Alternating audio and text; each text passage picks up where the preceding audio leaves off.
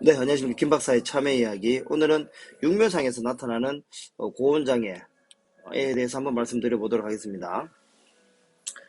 왜 고온장애인가? 그 사진을 보시면 상토 내에 호박 부분은 정상적인 생육이 있는데 접붙이고 난 이후에 참외 부분에서는 장애를 나타나는 것을 보실 수 있습니다. 이런 것도 그렇죠. 이렇게 되고 옆에 사진에서도 보시면 정상적인 호박 연기하는데 위에 접붙임 이후 참외 부분 이 부분이 전부 다 장애를 받은 걸 보실 수 있죠. 이 부분에서도 이거 완전 시들어버린 거죠, 그죠? 시들어버린 거, 뜨거워서 시들어버린 겁니다. 이 부분은 잘록병이고, 그죠? 이건 잘록병이 왔는 부분이고, 이 부분도 정상적인 호박 생육을 하는데 위에 참외가 이상 있는 것을 보실 수 있죠. 그러면 모든 원인은 고온이기 때문입니다. 육문상에서는. 왜? 고온이기 때문에 환기를 시키시고요. 자외선이 강하기 때문에 일본 일산 비닐이라든지 자외선 양이 비닐 투과량이 강하기 때문에 이 부분도 고온이라고 보시면 되겠습니까? 그죠? 이런 부분 때문에 뭐 환기가 많아져서 장애입니다. 그러니까 모든 원인이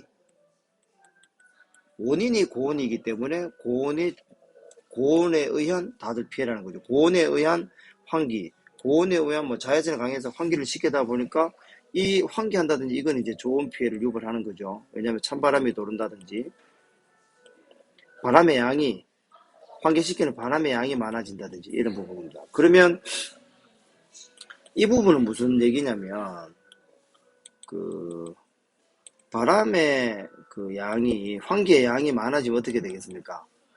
이게 이제 수분의 증발이죠. 수분의 증발. 결국은 요런 상토상에 모종의 뿌리가 있고요. 뿌리가 있습니다. 그리고 요 접붙인 자리죠.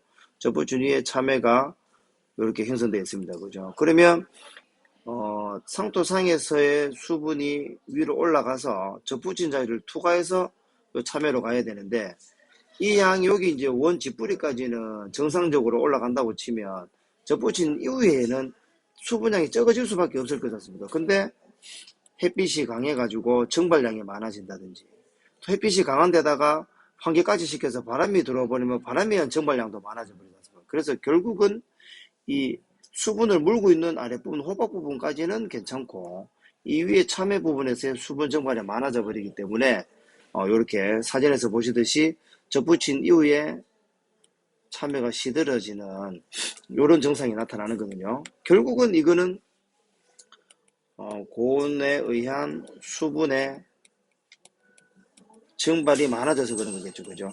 그럼 결국은 수분 밸런스가 안 맞다는 얘기지 않습니까?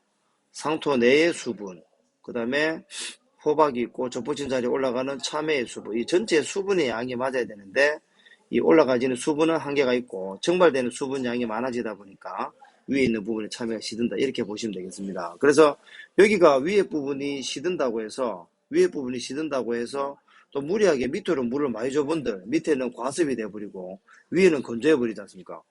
그래서 이제 위에 참외가 시든다고 물을 많이 줘버리면 밑에 부분은 과습이 되고 위에 부분은 시들어버리면 이 과습된 부분은 뭐가 나타납니까?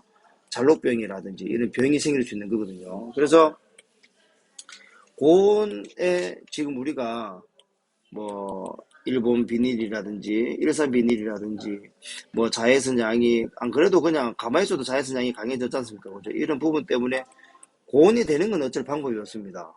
그럼 이 부분을 어떻게 환기도 환기지만은 어떻게 이제 이 부분을 현명하게 처리할 것이냐 이 부분에 물고 들어가야 되거든요. 그래서 이럴 때 뭐 예를 들어서 하우스에 차광망을 설치해가지고 아침에 벗기시고 오후 되면 또 강해질 때 씌우시고 이렇게 사실은 못하시지 않습니까? 그죠? 못하시기 때문에 기본 지금 그냥 관리하시는 분들 잘 관리하시는 분들 그대로 하시고 좀 관리가 나는 미흡하다 하시는 분들은 요즘 육묘상에 처리할 수 있는 수분 보유제 같은 것들 많습니다. 뭐 예를 들어서 뭐 비폴저라든지 뭐 또는 뭐 수분을 이래 증발되는 걸 좀 막아준다는 뭐 그 미생물 제제 같은 거.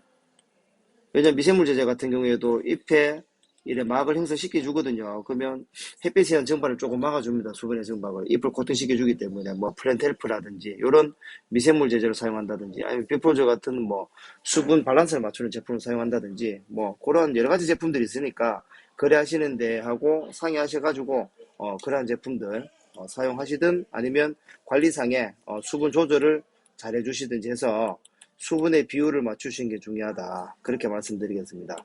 오늘은 그 육묘상에 나타날 수 있는 고온 피해에서 참외 잎이 마른다든지 하는 부분들 살펴봤고, 다음에 또 다른 영상으로 찾아뵙도록 하겠습니다. 감사합니다.